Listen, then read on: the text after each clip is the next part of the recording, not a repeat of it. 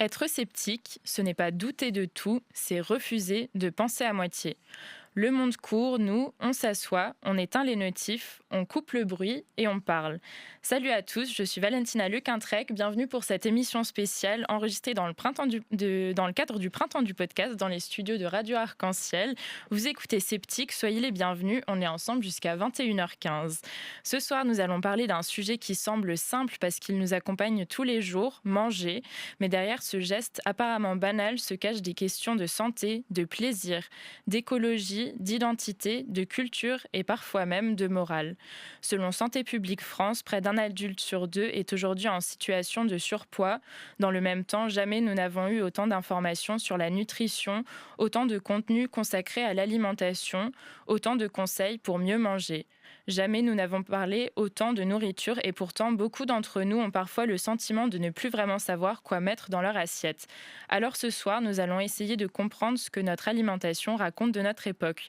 Pour en parler, nous sommes avec Audrey Chevalier. Vous dirigez aujourd'hui Bistrot et Chocolat, une institution strasbourgeoise installée au pied de la cathédrale, un lieu engagé dans une cuisine végétarienne, largement tournée vers le fait maison, les produits locaux et une approche gourmande de l'alimentation. Vous avez travaillé plusieurs années dans cet établissement avant d'en reprendre la direction. Bienvenue dans Sceptique, Audrey. Merci, bonsoir à tous. Nous sommes également en compagnie du docteur Rudy Caillé. Vous êtes médecin endocrinologue aux hôpitaux universitaires de Strasbourg, où vous accompagnez notamment des patients confrontés à des problématiques de nutrition, d'obésité, de diabète et de maladies métaboliques. Bonsoir Rudy. Bonsoir. Et comme toujours à mes côtés, mon fidèle confrère Nicolas Rodier. Bienvenue Nico. Bonjour Valentina, bonjour à vous. Et Alors je voulais dire, tu nous as dit vous nous écoutez et cette fois-ci aussi vous pouvez nous regarder, c'est quand même exceptionnel ce soir. Exactement, c'est une première pour Sceptique et c'est une première pour nous aussi chez Radio Arc-en-Ciel. Je suis super contente d'être là. Merci pour l'accueil. Ouais, merci pour l'accueil. Et donc quand on parle d'alimentation, on pense souvent aux calories, aux protéines ou aux vitamines. Pourtant, manger n'a jamais été seulement une affaire de nutrition. C'est aussi une affaire de culture, de mémoire, de plaisir et parfois de pouvoir. Selon le Crédoc, plus de 60% des Français déclarent chercher à améliorer leur alimentation. Les contenus liés à la nutrition explosent sur les réseaux sociaux. Audrey, quand vous avez commencé votre activité, est-ce qu'on parlait déjà autant d'alimentation ? Oui, évidemment. Alors, nous, dans les années 90, on a grandi avec un peu les débuts de la malbouffe. Et voilà, moi, j'ai pas du tout été élevée là-dedans. Donc forcément, le plaisir de faire, c'est très important pour moi. Et qu'est-ce qui a le plus changé depuis le début de vos activités chez Bistrot et Chocolat ? Changer dans quel sens ? Sur la perception qu'ont les gens de la nourriture. Je dirais toutes les allergies alimentaires. Voilà, les gens qui y sont confrontés, souvent ils sont face à des murs. Et ça, on est quelques-uns pour pouvoir leur apporter une belle solution. Est-ce que les clients sont par exemple un peu plus informés sur ce qu'ils consomment ou est-ce qu'ils vous posent plus de questions par rapport aux Ceux aliments ? qui sont dans l'obligation ou qui font la démarche de faire les recherches, complètement. Et ceux qui sont complètement réfractaires, ils passent leur chemin. Voilà. Et Rudy, de votre côté, dans la pratique médicale, est-ce que vous sentez une augmentation justement des questions liées à la nutrition, à l'alimentation ? C'est quoi le savoir en fait que les patients ont quand ils arrivent chez vous ? Alors moi j'ai un filtre, c'est que je m'occupe principalement d'obésité, malgré tout. Donc je suis médecin nutritionniste et je m'occupe principalement de l'obésité. Donc les personnes que je vois sont dans des démarches où elles tentent de contrôler leur santé et contrôler leur poids en particulier. Et dans le domaine, il y a énormément de recettes qu'on trouve partout. Et ça a commencé dans les années, on va dire, peut-être 60, 70, où il y a le contrôle de la silhouette chez la femme. C'est une exigence qu'on a surtout du corps de la femme et de la femme finalement. C'est là on peut très vite glisser sur des thématiques de patriarcat, d'influence de l'homme, etc. Et en fait, depuis les années 50 ou 60, il y a énormément de communication autour de différents régimes qu'on peut faire. Moi, pour parler de génération, j'ai connu ma mère au régime toute sa vie, que ce soit Montignac, Fricaire, enfin. Et en fait, il y a une culture du régime qui est la diet culture, qui est énorme et qui perdure jusqu'à aujourd'hui, avec aujourd'hui beaucoup plus de sources différentes. Parce que chacun prétend à donner des conseils dans le domaine. Donc c'est hyper fréquent aujourd'hui Moi, je vois des gens qui ont des carrières de régime, qui ont essayé 15-20 régimes. Et pourtant, on voit souvent que après les régimes, les gens reprennent du poids. C'est quoi l'idée reçue en matière de nutrition qui est la plus véhiculée et la plus fausse C'est le mythe du contrôle du corps, de la silhouette, par l'alimentation, Mhm. clairement. Vous Ça veut dire que voulez- ça passe par autre chose? Ça veut dire que ce sont les activités annexes et pas forcément la question de nourriture? En fait, la nourriture, c'est le substrat énergétique que notre corps va stocker. Mais ce qui régule le stockage, en fait, c'est notre cerveau, avec une base génétique, tout simplement. Après, Elle est importante? notre corpulence, elle est déterminée entre 40 et 80% par une génétique. Donc c'est pour ça qu'on a des familles de gens qui peuvent être en surpoids, par exemple. Il y aura aussi des familles de gens qui seront maigres, tout simplement, constitutionnellement. Et puis, on sait qu'il y a un impact environnemental sur nos familles, sur nos gènes, et qui vont transformer la corpulence de la population et faire qu'il y a plus, par exemple, d'obésité aujourd'hui qu'il y en avait auparavant. Et tout ça, c'est très indépendant de la volonté, contrairement à ce qu'on pourrait imaginer. Et est-ce qu'avec toutes ces questions, on peut encore penser et nourriture, plaisir et aussi se sentir bien avec les aliments qu'on ingère? Est-ce que c'est On difficile y de faire travaille en tout plaisir cas. finalement aujourd'hui avec des aliments de bonne qualité ou pas? Difficile, non. Je pense qu'il faut prendre le temps. Et aujourd'hui, les gens cuisinent plus. Donc ça, c'est compliqué. Après, faut avoir envie aussi de proposer quelque chose de sain. Donc c'est de la vraie cuisine, quoi. C'est choisir ses légumes, les éplucher, les préparer, faire les sauces, tout ça. C'est pas facile, ouais. Puis on se fait avoir partout, donc c'est pas évident. On se fait avoir, c'est-à-dire? On est mal informé, par exemple, quand on va faire ses courses ou des choses comme ça? Bah, je pense que pendant longtemps, on a cru que les 100% de matière grasse, enfin les 0% de matière grasse étaient bons, et en fait, on s'est rendu compte que c'était pas bon. C'est- voilà. On revient en arrière à chaque fois, on change tout, et effectivement, c'est pas évident. Le Et plaisir, justement, il commence avant l'assiette, en fait, déjà dans le plaisir de préparer. Et puis après, le plaisir, il fait aussi partie de la santé, en fait. Que ce soit la santé mentale, mais aussi la santé physique. Audrey, toi, ce qui t'a donné envie de te lancer dans l'aventure bistrot et chocolat, c'était le fait de cumuler le plaisir avec la nourriture végétale, en fait. Est-ce que tu peux nous en parler un petit peu? Moi, j'ai grandi dans un commerce de bouche déjà, donc j'ai grandi là-dedans. Moi, je suis incapable de manger de la nourriture industrielle, de l'ultra transformée, tout ça. Et donc, pouvoir proposer ça et continuer à le proposer et d'offrir cette opportunité de créativité à des équipes, c'est top. En fait. C'est ça qui booste encore plus l'aventure. Et après, juste après, en fait, il y a les clients qui recherchent voilà, du végétarien, du vegan, du sans gluten, de tout. C'est quoi la place du plaisir là-dedans? On en parlait tout à l'heure, mais chez Bistrot et Chocolat, c'est une cuisine plutôt plaisir du coup? Totalement, totalement plaisir. Que ce soit pour mes équipes de préparer parce qu'elles sont tout le temps en recherche d'un nouveau produit, de nouvelles textures, de nouvelles choses, que ce soit en cuisine ou en pâtisserie. Mes équipes s'éclatent et ça, c'est super cool. Et ça se ressent dans les assiettes après. Donc voilà, on n'ouvre pas des boîtes, donc c'est vraiment top. Donc les clients qui viennent chez Bistrot et Chocolat, ils n'ont pas peur de prendre un dessert puisqu'ils font attention à leur régime. Peur, non. Non, non, peur. Il y en a qui se restreignent, mais non, peur, non. Non, ça, il n'y a aucun problème. Donc de ce côté-là, il y a eu peut-être quand même une évolution aussi parce que la cuisine végétale, c'est quand même quelque chose qui maintenant prend sa place en France. Est-ce que c'était le cas déjà il y a 10 ans? C'était quoi l'évolution du végétarisme dans la perception des Français et du coup des clients de Bistrot et Chocolat? Alors, au tout début de Bistrot Chocolat, alors moi, j'y étais pas, Mm. mais ça n'a pas été facile. Hein. On s'est pris plein de pics parce que on trouvait qu'on n'avait pas sa place, surtout en Alsace. Mhm.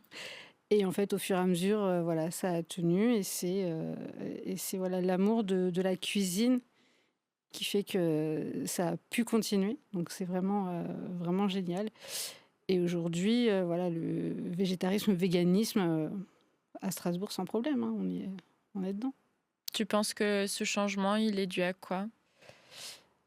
C'est en partie à l'information auquel on a accès, auquel on n'avait pas accès avant. Maintenant, on sait ce qui se passe partout, on sait comment sont tout fabriqués. On sait malheureusement avec tous les scandales sanitaires qui ont eu lieu ces 10 dernières années que voilà, peut-être qu'on est plus conscient aussi de ça. Du coup, on peut faire plus attention à ça. Et du coup, on a tout un flux d'informations et qui s'accompagne aussi de fausses idées. Rudy, est-ce que tu peux nous parler un petit peu des fausses idées qu'ont les gens en termes d'alimentation, que ce soit le gluten, que ce soit concernant les laits ou les laits végétaux, même parfois, les choses comme ça? Qu'est-ce que tu entends souvent qui est faux? Est-ce qu'on te pose souvent des questions à ce sujet? Il y a beaucoup de modes, évidemment, beaucoup de phénomènes de mode. Le végétarisme est un phénomène de mode, mais il répond aussi à des modifications qui sont dans l'air du temps, d'aller vers quelque chose de plus écologique dans nos modes de vie, etc., et qui sont totalement justifiés. Et c'est plus facile aujourd'hui d'aller vers le végétarisme parce qu'il y a plus de diversité des goûts, plus de travail des goûts, et c'est quelque chose qui se met plus facilement en marche. Et puis il y a des courants un peu d'autocritique qui vont contre l'exploitation industrielle animale, et c'est le courant contre le lait de vache par exemple. Donc il y a même des idées comme quoi le lait de vache serait mauvais pour les articulations ou responsable de différentes maladies chroniques. Aujourd'hui, c'est des choses qui ne sont pas forcément prouvées, mais c'est vrai qu'il y a beaucoup de choses qui s'entremêlent, y compris des courants politiques dans les phénomènes de mode, et qui vont être soutenus, donc justement, et pousser comment dire, ce qu'on entend, notamment dans les réseaux sociaux, de la sorte. Bon, on sait qu'en termes de nutrition, ce qui est bon, c'est toujours la diversité, finalement. Et puis, peut-être s'éloigner du contrôle et aller quand même vers le plaisir, parce que la satisfaction, en fait, elle participe au fait qu'on soit rassasié. La convivialité, ça joue aussi sur notre alimentation, et c'est essentiel, en fait.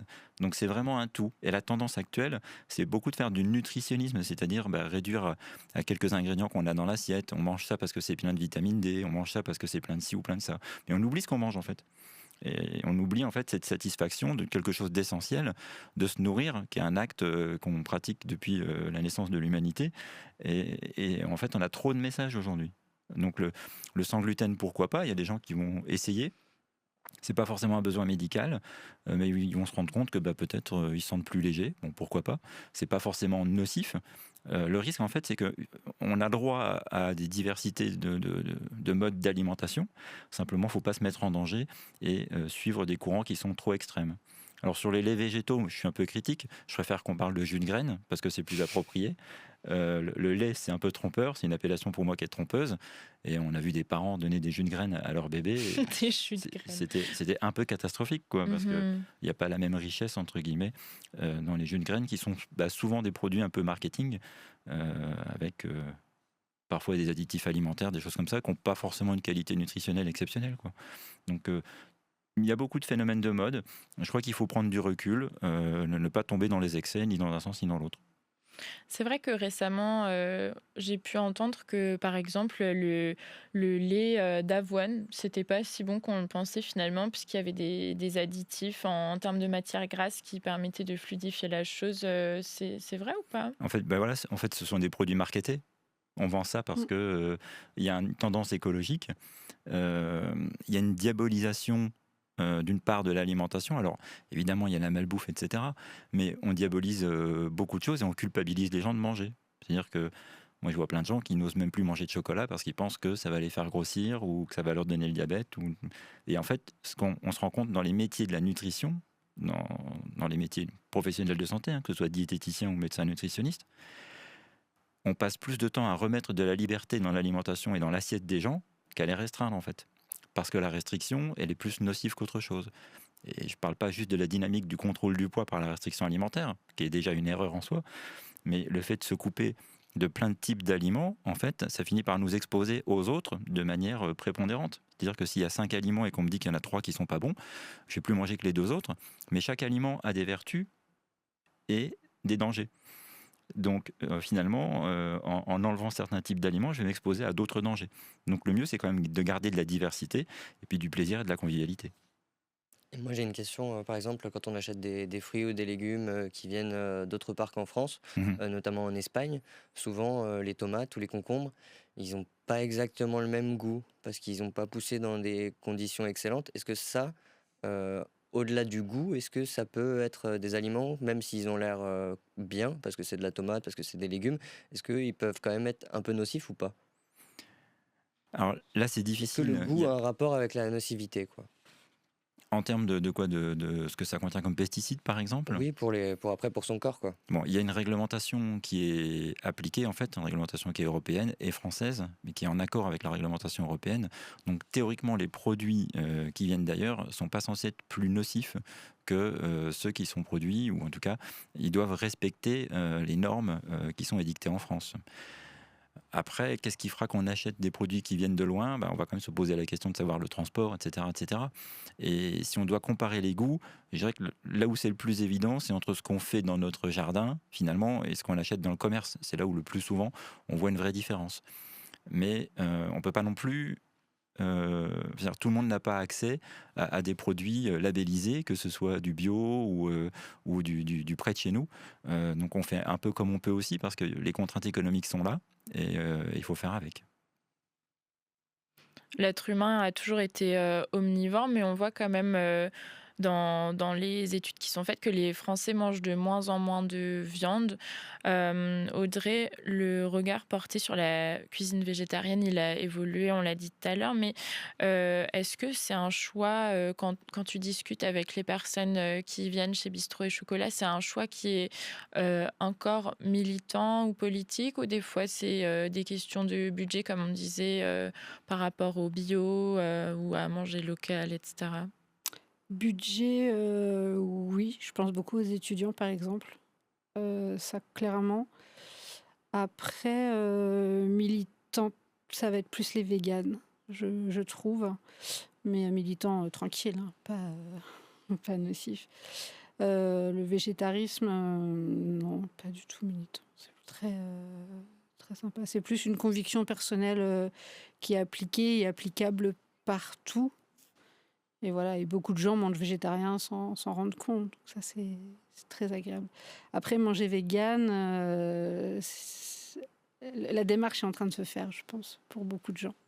De se dire que voilà, ils ont mangé vegan et puis en fait, c'était très bon. Et puis tout va bien. Et puis ils sont pas carencés. Et puis ils ont passé une bonne journée. Et puis en fait, du coup, ça va.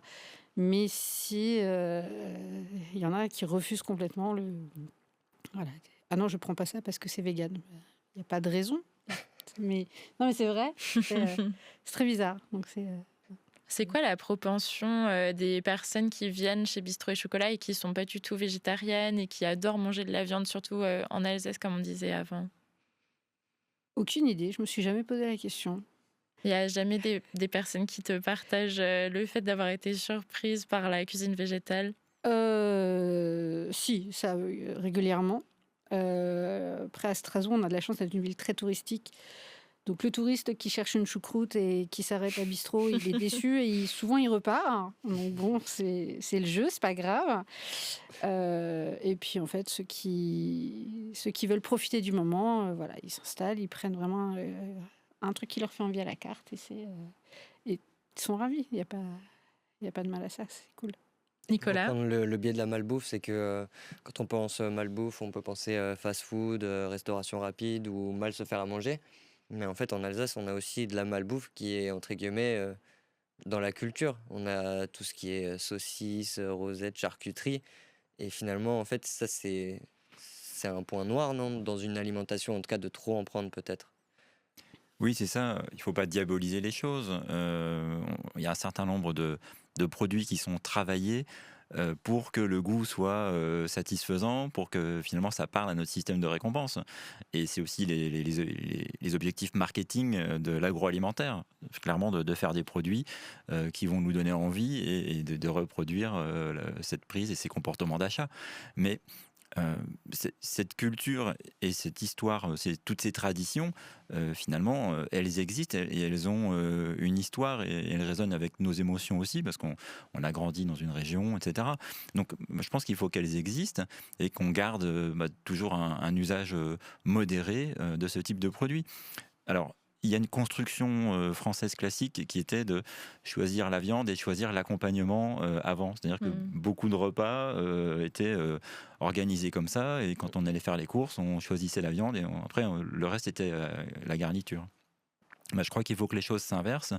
Il faut qu'on ait accès à de l'inspiration, comme chez Bistrot et Chocolat, avec un travail des goûts, etc., pour que les gens, en fait, aillent explorer d'autres choses, parce que, en fait, on reproduit beaucoup les choses qu'on a vécues dans notre histoire personnelle, et on va pas forcément explorer des choses nouvelles. Et heureusement que de temps en temps, il y a des courants de mode qui vont nous faire essayer autre chose, et puis donner de la nouveauté, sans pour autant verser dans l'excès. Et ne pas non plus renier nos origines et manger une choucroute avec 5 viandes de temps en temps. On ne mange pas tous les jours comme ça, donc il n'y a pas de raison d'être coupable quand ça nous arrive, en tout cas. Cette tendance au végétarisme, c'est intéressant d'un point de vue médical?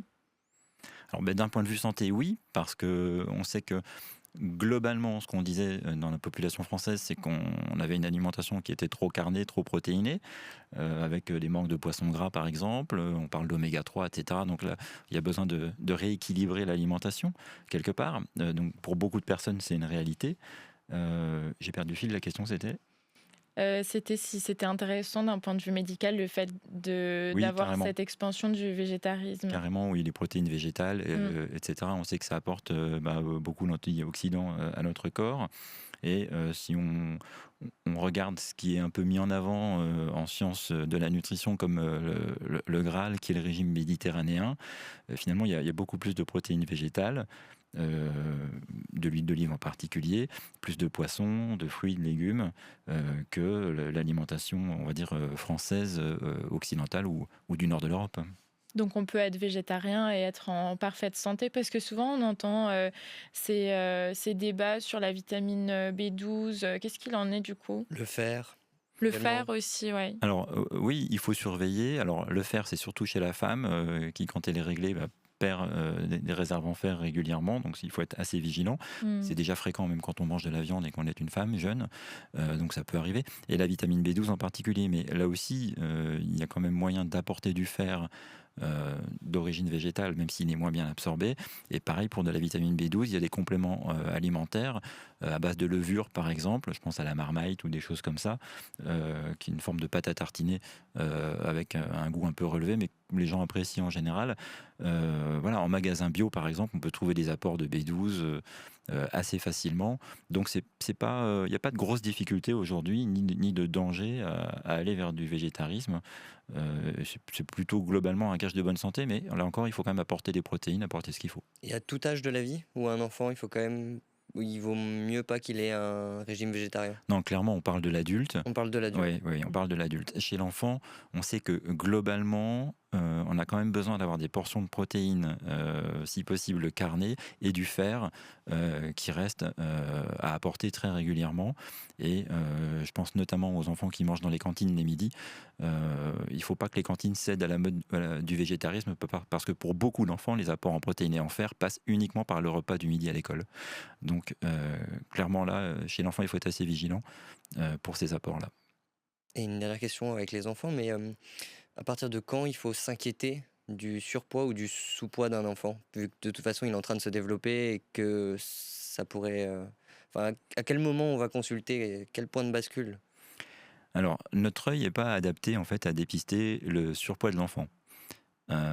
Parce qu'en fait, on y arrive très bien chez l'adulte, mais chez l'enfant, en fait, jusqu'à l'âge de 6 ans, voire 7 ans, il est censé être maigrelet, mais vraiment maigre. Avoir des petits bras tout maigres.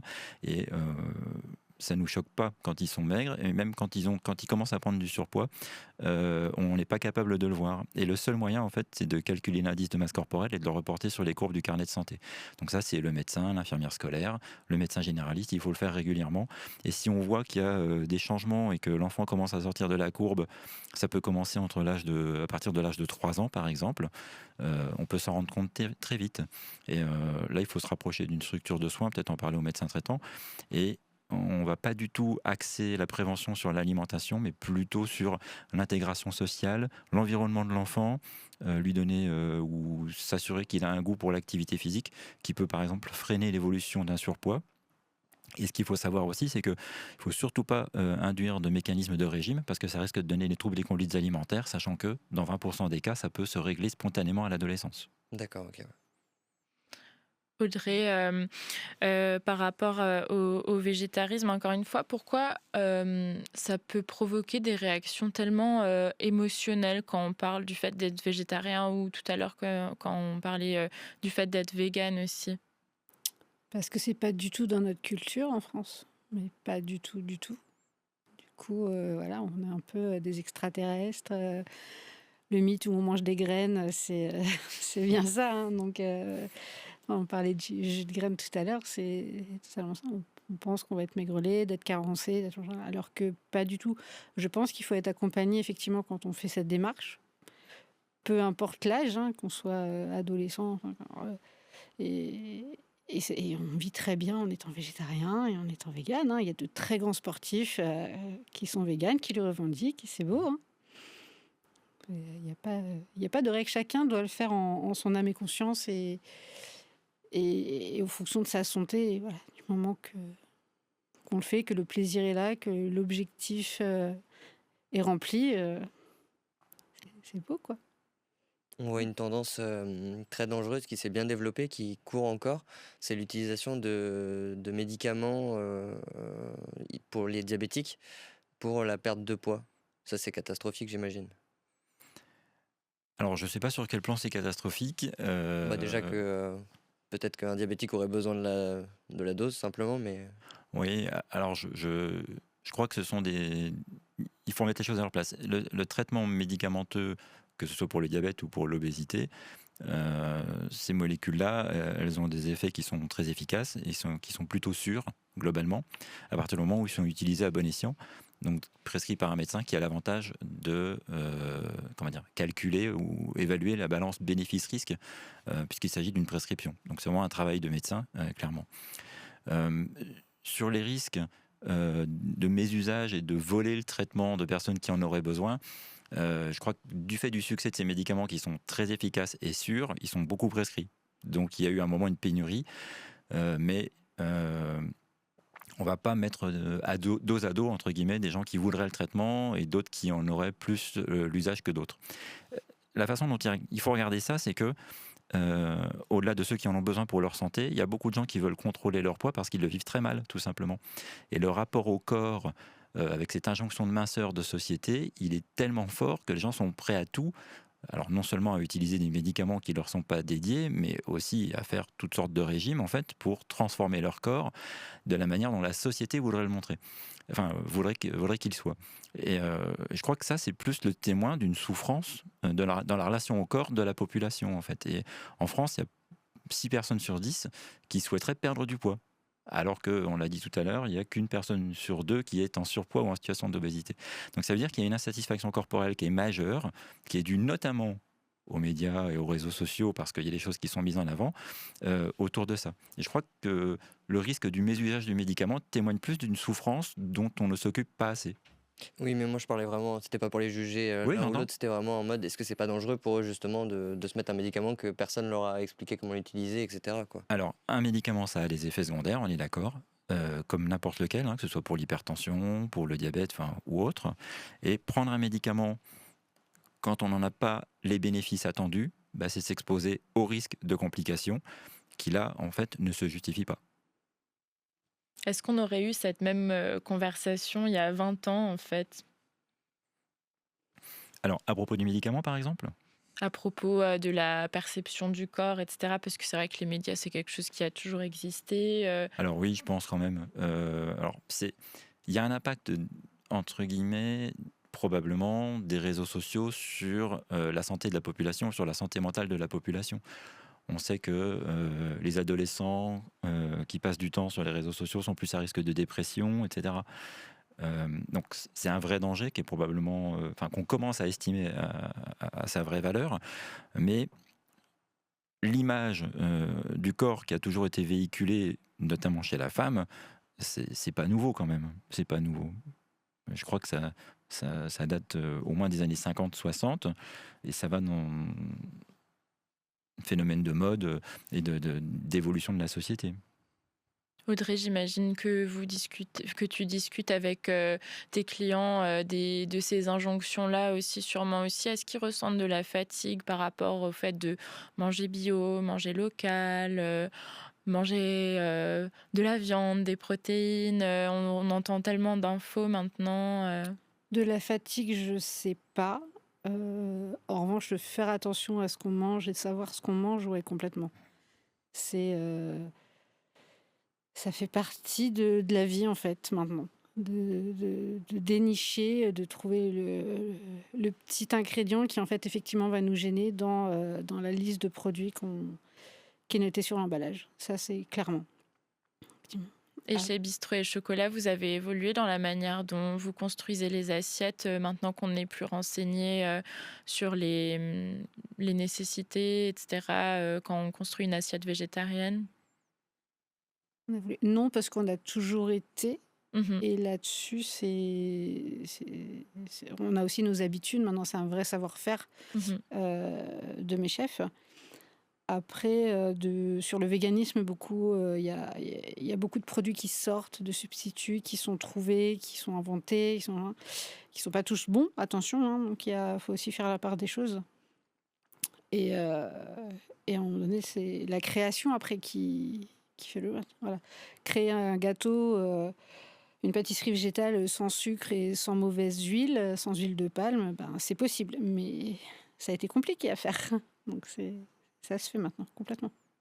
C'est vrai qu'on parle des substituts en termes de végétarisme. Est-ce que on a vraiment tellement besoin des compléments alimentaires maintenant qu'on soit végétarien ou non quand on construit son alimentation parce qu'on sait que c'est un marché qui rapporte des milliards d'euros maintenant.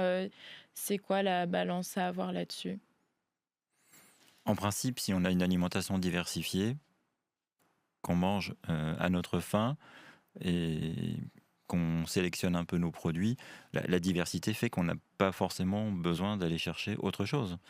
Le mythe du complément alimentaire, il va dans le mythe de l'amélioration de sa santé et une forme qui va au-delà. En fait, ça va avec le développement personnel. Il faut réussir sa vie, il faut réussir son métier, et donc on est dans une forme de recherche et de quête d'optimisation qui n'est pas forcément justifiée. Il faut aussi se satisfaire du bien et pas forcément chercher le mieux, parce que non seulement ça augmente la charge mentale, hein, on passe dans une dynamique où en plus les sources elles sont multiples, parce que si on veut écouter tel influenceur, tel chef cuisinier, tel médecin, je veux dire, et en plus les messages se contredisent tous pour un grand nombre, et ça devient très compliqué de savoir comment s'y retrouver.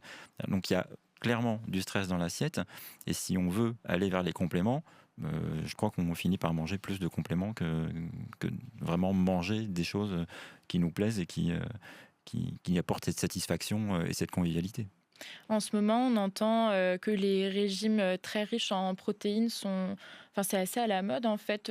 Comment ça se fait et est-ce que c'est bon ou pas de mettre beaucoup de protéines dans ces assiettes? En fait, il y a des courants de mode qui font que depuis les années 50 ou 60, on a caché le gras, que ce soit sur le corps ou dans l'assiette. C'était haro sur le cholestérol qui donne les maladies cardiovasculaires. Là maintenant, c'est un peu haro sur le sucre. Et puis, on met en avant, alors on a entendu les oméga 3 avec l'huile d'olive pendant un certain temps, et maintenant c'est la mode des protéines. C'est un peu porté par cette volonté d'améliorer le contenu nutritionnel de l'alimentation, parce que justement tout ce qui est sucre et féculent, voilà, on dit c'est pas bien, il faut pas. On dit la même chose, on a dit la même chose entre guillemets de tout ce qui était gras, et finalement quand on a éliminé le gras et les féculents et le sucre, il reste plus que les protéines. Donc on a l'impression que finalement il n'y a plus que ça qui est bon aujourd'hui. Mais en fait, là encore, quand on élimine tout, il ne reste plus qu'un truc, mais jusqu'à ce qu'on dise, oui, mais les protéines, il y a peut-être un risque aussi, et du coup on va rebalancer sur le reste. Donc on reste sur l'idée que si on consomme de tout, ça reste quand même bon pour la santé, et on évite de tomber dans un excès.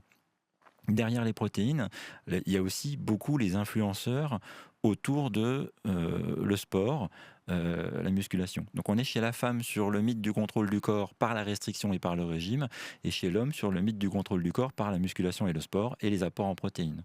Et donc on voit plein de gens avec des shakers de protéines, alors qu'on a des apports qui globalement ne nécessitent pas qu'on ait de compléments en protéines, en dehors de pratiques de sport qui sont comment dire, très intensives, quoi. Tu parlais de manger à sa faim, enfin de manger quand on a envie de manger. À partir de quand la société a décidé qu'il fallait qu'on fasse 3 repas par jour? Est-ce que l'homme a toujours mangé 3 repas par jour ou en fait est-ce qu'il mangeait tout au long de la journée quand il avait faim? Parce que maintenant j'ai l'impression que c'est sacré vraiment. Enfin moi je suis pas le plus gros mangeur mais j'ai l'impression que vraiment dans la tête des gens c'est sacré. Il faut manger le midi à heure fixe, le soir. Voilà, mais ça c'est une injonction de la société. C'est les marques qui nous ont dit faut qu'on mange 3 fois par jour. Comment ça s'est passé ça? Alors, il y a une part biologique chez l'homme qui fait que, enfin, dans l'espèce humaine, Mhm. qui fait qu'on est capable de se nourrir par intermittence et donc d'avoir des phases de jeûne qui sont spontanées et des phases de prise alimentaire. On sait que la prise alimentaire, si elle a lieu en plusieurs fois par jour, elle est plus efficace. On sait que ça nous nourrit mieux. On s'est rendu compte aussi qu'on avait besoin de phases de jeûne. Mais tout ça, c'est historique. Et dans l'espèce humaine, on avait ces phases de jeûne parce qu'on n'avait pas toujours une disponibilité alimentaire. Le risque dans la société aujourd'hui, évidemment dans une société où on a une hyperabondance alimentaire, ce serait de manger tout le temps, en permanence, toutes les heures ou toutes les 2 heures. Et notre corps n'est pas fait pour ça, clairement. Après, la construction du matin, midi et soir, 3 fois par jour, c'est européen, c'est français notamment, mais dans d'autres pays, on va manger à 18h le soir, etc. Enfin, et la période de jeûne sera plus longue la nuit. Donc, il y a quand même des variantes culturelles. Et donc, ce qui fait qu'on mange à ce rythme-là, c'est et la biologie et la culture locale et du pays. Après, il y a le mythe, entre guillemets, du petit déjeuner. On se rend compte qu'il y a des gens qui vont avoir ce qui s'appelle un chronotype, ça veut dire c'est la façon dont mon rythme de sommeil, qui vont faire qu'ils vont se coucher plus tard, se lever plus tard, ils vont avoir faim plus tard dans la matinée, donc vers 10h ou vers midi, et en fait on n'est pas obligé par exemple de prendre un petit déjeuner le matin. Et ça veut dire qu'il y a des gens qui font spontanément une forme de jeûne intermittent qui existe déjà et qui n'avait pas besoin d'être à la mode pour que ça se fasse, avec des gens qui vont manger que le midi et que le soir par exemple et qui ne prennent pas de petit déjeuner. Et on ne va pas s'arc-bouter, nous en tant que médecins nutritionnistes, on va respecter les rythmes biologiques aussi. Par rapport aux jeunes et aux jeunes intermittents, notamment l'avis médical là-dessus, qu'est-ce qu'il en est? Alors, je crois qu'on a encore beaucoup de choses à apprendre sur le jeûne intermittent. Globalement, c'est pas révolutionnaire. Mhm. Concernant la perte de poids, par exemple, on sait que ça n'apporte pas plus de perte de poids que le fait d'adapter ses apports, que ce soit équilibré et dans des quantités adaptées. Euh, je crois que on a besoin de ces phases de jeûne. Je pense que c'est nécessaire de ne pas manger tout le temps. Pour autant, est-ce qu'il faut des phases aussi longues, par exemple, ne pas manger entre, je sais pas moi, 14 heures et le lendemain 8 heures ou ça, pour l'instant, je crois qu'on a encore besoin de plus de preuves pour dire si ça a un vrai intérêt. Je crois qu'il faut quand même respecter les rythmes biologiques qui sont propres, parce qu'on a tous des rythmes qui sont différents. Et en revenir à nos signaux de faim et de rassasiement qui sont émis par notre cerveau, ça reste quand même une chose intéressante parce qu'on éloigne finalement tous les discours parasites et qui vont nous donner du stress dans l'assiette. Mm. Audrey, qu'est-ce que tu penses qu'on a gagné ou perdu dans notre alimentation par rapport à toutes ces injonctions, mais aussi, par exemple, le fait que le végétarisme devienne de plus en plus répandu en France? Est-ce qu'on s'avance vers quelque chose de positif pour toi? Je pense pas qu'on ait perdu quelque chose parce que je crois et j'espère que tous les végétariens l'ont fait de leur propre chef, en tout cas. Après, est-ce qu'on y gagne? C'est une conscience après. Moi, je suis pas végétarienne parce que j'ai pas envie de manger de viande. C'est parce que l'industrie alimentaire de la viande aujourd'hui et du poisson me convient pas. En tout cas, mes convictions ne se rapprochent pas de ça. Et donc voilà, c'est en toute conscience que je le fais. Qu'est-ce que ça Et dit de notre époque? je suis pas sûre d'être la mieux calée pour dire ça, mais d'être. C'est une prise de conscience générale, je pense. De liberté peut-être aussi. de liberté de faire ce qu'on veut, jusque dans son assiette, et de ne pas obéir finalement Bah, à maintenant tout le qu'on reste. sait comment ça se passe, oui, je pense qu'il y a une liberté, ouais, c'est bien trouvé. Ouais, complètement. On arrive doucement à la fin et j'aimerais terminer par une question peut-être un petit peu simple, mais c'est quoi votre repas préféré? Nicolas, à toi l'honneur. Non. Moi, mon repas préféré, je dirais, c'est steak, frites, salade. Aïe, Rudy, Alors moi, c'est la raclette, mais pas n'importe laquelle. attention. Celle qu'on fait en famille ou entre amis, avec l'appareil et le truc qui fait que ça gratine bien dessus et qu'on peut se servir les uns après les autres. C'est hyper convivial et hyper goûtu. Audrey, Moi, je suis beaucoup plus un bec sucré, donc moi, une bonne gaufre, voilà, ça fait plaisir. C'est très agressif, mais tout va bien. ah, et on peut en goûter chez Bistrot et Choco par Bah, évidemment. exemple. Très bien. Donc on arrive doucement au terme de cette émission spéciale dans le printemps du podcast. C'est le moment du clin d'œil des invités où j'aime bien dans ces petits demander aux invités de nous faire part d'une recommandation culturelle. Ça peut être par rapport au thème ou alors quelque chose qui vous a inspiré ces derniers temps. Un film, un livre, un article, une exposition.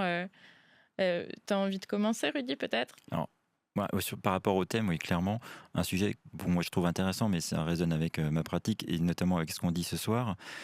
C'est le livre Corps, alimentation et réseaux sociaux de Clémentine Hugol-Gential, qui est chercheur en infocom à l'Université de Bourgogne et qui a exploré justement tous les rapports qu'on a au corps notamment et à l'alimentation et notamment face à cette espèce de miroir entre guillemets que sont les réseaux sociaux. C'est un livre qui est hyper intéressant avec plein de données en fait qui décrivent tous ces phénomènes de société. Et on peut suivre la suite de tes aventures avec ton association aussi? Alors, moi, je suis président d'une association qui s'appelle Stéréo, qui est une association au départ de médecins nutritionnistes, mais aussi de patients experts en situation d'obésité, où on a aussi journalistes, sociologues, diététiciens, psychomotriciens. Et nous, on a une sensibilité particulière sur tout ce qui est stigmatisation de l'obésité. Parce qu'en fait, les représentations sociales de l'obésité, aujourd'hui, elles empêchent clairement les gens d'avoir accès à du soin s'ils en ont envie, ou de vivre les choses sans culpabilité. Notamment, je pense à des personnes qui n'osent pas aller au restaurant parce qu'ils ont peur qu'on les regarde manger, ou avec un vécu finalement assez difficile. Et nous, on entend être représenté et représentatif, notamment auprès des politiques quand ils décident de rembourser un médicament dans l'obésité, par exemple, ou des profs quand ils ont un enfant en situation d'obésité, ou d'une maman dans la relation avec sa fille qui peut avoir du surpoids. Voilà. On essaye de donner de l'influence dans ce sens-là. Audrey, est-ce que tu as une petite inspiration à nous partager? Puis on peut bien sûr te retrouver chez Bistrot et Chocolat. Là, c'est tous les grands chefs étoilés, les grands pâtissiers qui se tournent vers le végétal, qui réinventent pas, mais qui évoluent un petit peu la gastronomie et bon vent, quoi. Non, c'est beau. Nicolas? Oula, moi, niveau nutrition, non, je vous laisse le mot de la fin. J'irai regarder ce dont vous parlez. À propos des grands chefs, moi j'avais une petite recommandation aussi. C'est le film qui s'appelle Auguste Escoffier ou La naissance de la gastronomie moderne qui permet de comprendre pas mal de choses. Et j'avais bien aimé aussi un film qui parle de cuisine qui s'appelle Soul Kitchen de Fatih Akin. Voilà, donc vous pourrez regarder tout ça en ligne. On mettra Avec aussi plaisir. les réseaux sociaux de l'association. Ce soir, on a parlé de nutrition, mais peut-être surtout de notre rapport au contrôle, parce qu'au fond, l'alimentation n'est jamais seulement une affaire de calories, c'est aussi une affaire de culture, d'identité, de plaisir, de transmission et parfois d'inquiétude. Merci Audrey Chevalier. Merci à vous. Merci Dr Rudy Caillé. Merci. Merci Nicolas Rodier pour ta fidélité et pour me donner un coup de main à chaque fois. Avec grand plaisir. Un grand merci aussi à Radio Arc-en-Ciel pour son accueil dans le cadre du printemps du podcast. Merci à vous. On se retrouve demain en live toute la journée et pour 2 jours encore pour tout un tas d'émissions que vous pourrez suivre sur le YouTube du Printemps du podcast. Et je remercie bien sûr Radio RBS pour sa confiance.